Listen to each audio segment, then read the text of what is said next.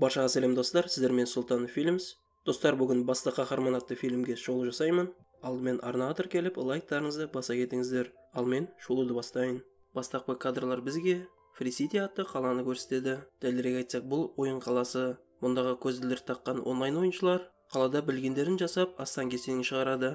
Ал ойынның автоматты адамдары қандай жағдай болмасын, өздерінің программаларына жазылған әрекеттерді орындап жүре береді.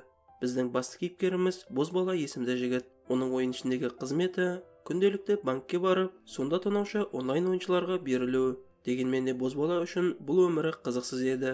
Ойын ішіндегі басқа боттардан ерекшеленген бұл жігіт өзінің өміріне жаңашылдық әкелуді қалайды.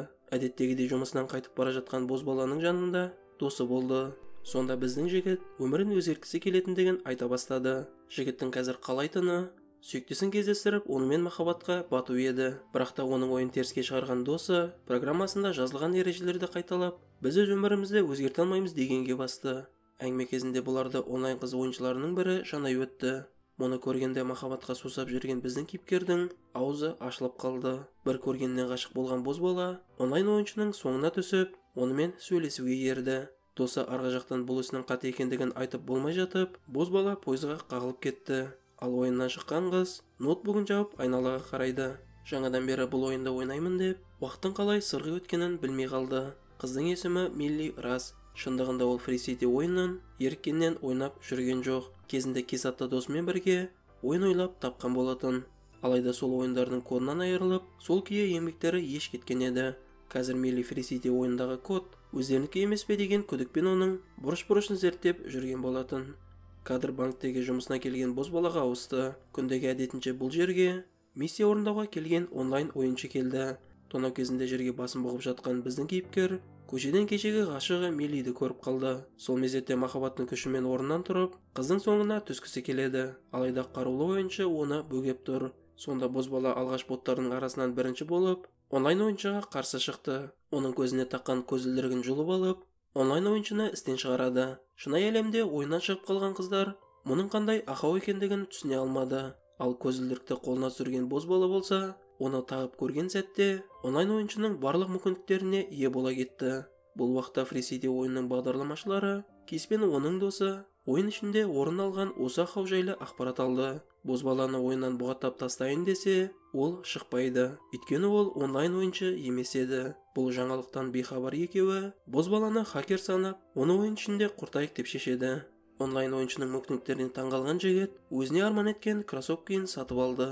Сонда полиция кейпіндегі Кис пен оның досы біздің кейіпкерді тоқтатады. Бірақ мұндай қысымды өмірінде көрмеген жасқаншақ жүректі Бозбала алды-артына қарамай қаша бастады. Қашу жоспары соңында сәтсіз аяқталып, екі бағдарламашы жігіт оны жабылып жүріп өлтірді.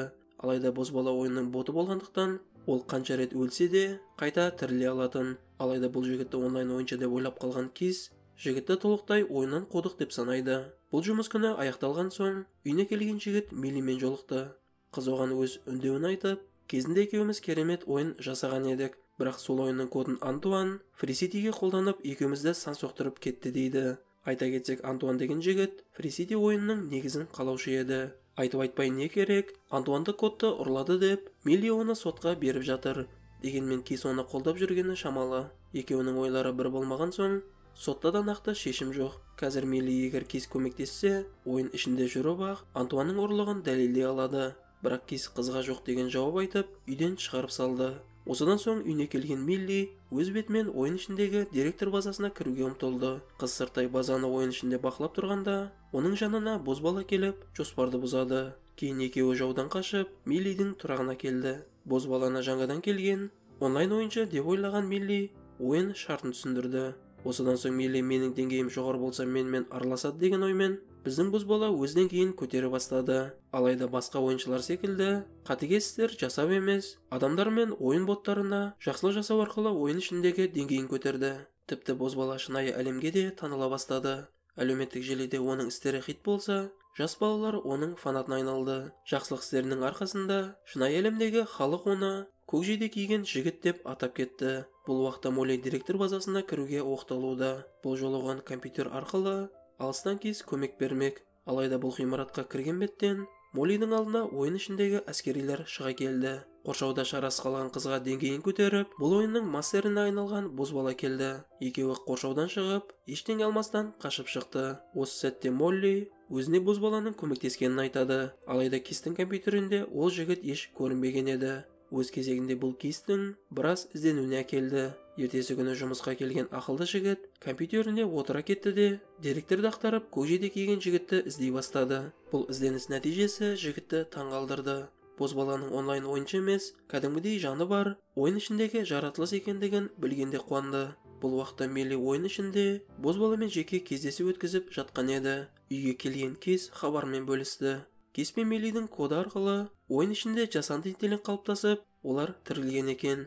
Бұлар осылай қуанып отырғанда, естеріне Антуанның бірер күннен соң жасайтын жаңартуы еске түсті.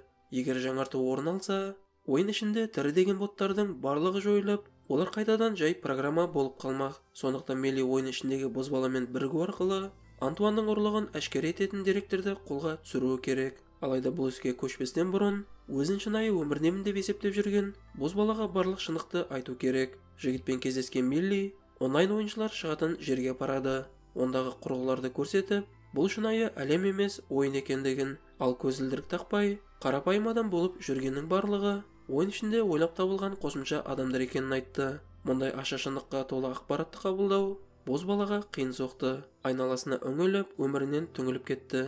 Тіпті Миллимен де ұрысып қалды. Кейін досымен жолыққан ол, осы өмірлерінің жасанды ойын екендігін айтады. Сонда досы байсалды пішінмен, жасанды болсын болмасын, бұл өмірді де жақсы етіп сүру керек дейді. Бұл бозбалаға жігер сыйлайды. Жанына досын ерткен ол, Миллиге керек деген ақпараттар тұрған базаға келді. Әдетте алдарынан қарулы әскер шығатын еді. Бүгін оларды бозбаланың фанаты күтіп алды. Қарулы онлайн ойыншы оларға шабуыл жасаудан бас тартып, қолдарына керек ақпараттарын ұстатып жібереді. Кейін бозбала қолындағы деректер ойынға кірген Миллимен бөлісті. Мұндағы видеода Кис пен Милли ойлап тапқан ойын көрсетілген. Демек бұл Антуан ойынды ұрлап, осы картаның бір жеріне тығып қойды деген сөз. Сонда видеоны көрген біздің кейіпкер бұл жердің қайда екендігін білемін деп жауап береді. Милли бозбаладан жауап күтіп тұрғанда, ойын бір сәтте тоқтап қалды. Кадр Цунами компаниясының ғимаратына ауысты. Мұнда келген Антуан тез арада ойынға жаңарту енгізу керектігін айтады. Қалған бағдарламашылар оның айтқандарын орындап, ойынды жаңартып жіберді. Бұл дегеніміз бозбала қайта бұрынғы бот қалпына түсті. Милли онымен қайта жолығып жауапты сұраса да, ендігі жігіттің ойында ештеңе де жоқ. Сонда да Кис берілмей, барынша мәселені шешудің жолдарын қарастыра бастады. Осы ізденіс кезінде ол қызықты оқиғаға тап болды. Бот болып өмір сүрген бозбаланың өмірі бұрын еш өзгеріссіз өтіп жатқан еді. Кейін жігіт көшеден Миллиді көргенде оған ғашық болды. Бұл оның алғашқы сезімі еді. Яғни Милли оның ішінде жатқан жанды тірілтті. Демек қазір бұрынғы қалпына түскен бозбаланы қайта тірілте аламыз. Оның жады толық өшкен жоқ, бар болғаны бұғатталып қалды. Осыны түсінген Милли ойынға кіріп, бозбаланы сүйеді. Жігіттің мұндайдан кейін есін жимасына амал қалмады. Қайта қалпына келген бозбала Миллиді өз пәтеріне әкелді. Оның пердесіне айнадан Миллидің ойындары көрінетін. Антуан ұрлығын әкеліп, ойын картасына тыққан соң, оны көрінбейтін еткен еді. Алайда оны шағылыстыру арқылы көруге болатындығын білмеген. Неде болса осылай ойын табылды. Ендігі оған тек жету қалды. Бірақтан Кистің айтуынша, Антуан бұл істен хабардар болса, сендерді аралға жеткізбес үшін барлығын жасайды дейді. Сонда бозбала ойынның барлық боттарын жинап, шындықпен бөлісті. Ендігі оларда шынайы адам секілді өз беттерімен шешім қабылдамақ. Антуан ойын ішінде болып жатқан бұл бүліктен хабардар еді. Молотов атты никпен жүрген қыздың Милли екендігін біліп, олардың аралға жетіп, Антуанның ойын ұрлығын ашу жоспарын жасамақ екендігін түсінді.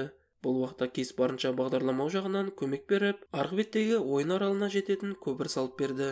Антуан Миллидің досы Кис екендігін ескеріп, оны ғимараттан қуды. Нағыз өз ісінің шебер болған бұл жігіт кетіп бара жатып ақ, ойын ішінде болып жатқан оқиғаны барлық онлайн ойыншылардың экранына шығарды.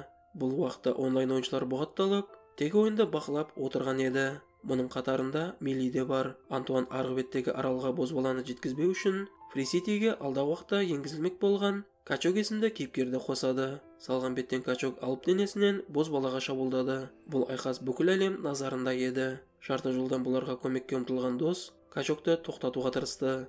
Дегенмен оны жеңу қиын. Бозбала өз сәтте өзінің көзіне таққан көз әйнегін пайдаға жаратуды шешті. Бірде Капитан Американың қалқанын қару етсе, кейін халықтың соққысымен оны сұлатып түсірді. Кейін Качогоны жерге құлатып, езуге талпынғанда бозбала жай ғана оған көзәйнекті кигізіп жіберді. Осыдан соң Качокқа төбелесу қызықсыз болып, ол көзәйнектің қызығына батып кетті. Ендігі меже көпірмен жүру өту арқылы арғы беттегі ойын аралына жету болмақ. Қайта аяққа тұрған біздің кейіпкер бозбала алдыға ұмтыла бастады. Шынайы өмірдегі жағдайға келер болсақ, барлық іс-әрекетті жасап, сонда да бозбаланы тоқтата алмаған Антуан физикалық шабуылға көшті. Компанияның қоймасындағы ойын серверлерін құртуды ойлаған ол, осы арқылы ойынды жойып жіберетін. Антуан қолындағы балтасымен бір серверді бұзғанда, ойын ішінде бір ғимарат жойылатын. Осылай кезекпе-кезек ойын күйрей бастады. Арғы бетке бозбала жетіп, аралды ашса да әлі қонуға ерте еді. Антуан бұзбаған бір ғимарат қалды. Бұл ғимарат үстінде ойынның шынайы кейіпкерлері орналасқан. Егер ол балтамен оны бұзса, оларды өлтірген есепте болмақ. Осында келген Милли Антуанды сабырға шақырып, егерде серверді бұзбасаң, Фрисити ойынын сенен тартып алмаймын дейді. Келіссөз өз күшінде қалып, Милли Фриситиге тиіспеді. Алайда бүгінгі болған шытырман эфирден соң, барлық онлайн ойыншылардың қызығушылығы Милли мен Кестің ойынына түсті. Сондықтан Антуан мен ендігі құзыр органдар айналысатын болды. Free Life деп аталатын бұл ойын виртуалды өмір сүру әлемі іспеттеседі. Ойын ішінде барлығы бейбіт өмір сүрді. Кейін кейіпкер бозбала ойын ішіндегі ғашық қызымен бақытты өмір сүруде. Ал Милли мен Кис шынайы өмірде қосылды. Осылайша бүгінгі видеомыз соңына жетті. Арнаға тіркеліп лайктарыңызды баса кетіңіздер. Келесі кездескенше.